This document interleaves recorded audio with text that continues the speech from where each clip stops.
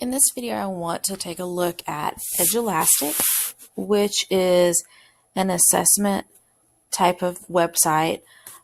Basically, I use it for tests. It's not my favorite online tool, but for tests, it's really great. So this is the main screen. When you click on your account, it will bring up your different classes. You can create tests on this website, and what I like about it, for science specifically, and I think math, it's also great. A lot of the type of questions that you have are types that you might see on a standardized test such as ACT, SAT. So if we look at the question bank, you can search for pre-made questions. You can search by grade level, subject. There are essay type questions, multiple choice, but I really like ones that are like drag and drop. They've got text entry. They've got lots of great visuals. They've got lots of manipulatives that are a little harder for me to make on a Google Doc or something like that.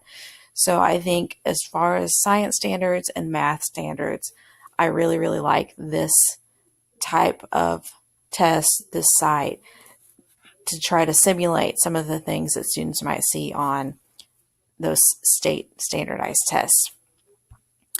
There is a library of pre-made tests. You can make your own. You can search for tests by others. But the other thing that I wanted to show you and why I like this site so much.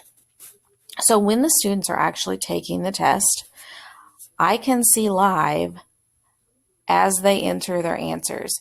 So if green cake is on question 4, I immediately can see if they've got that question correct or incorrect, and I can see their progress in real time.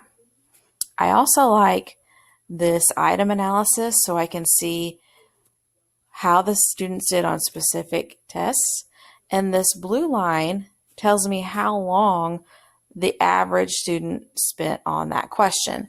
So they spent a little bit more time on question 5, whereas not so much time on question 6.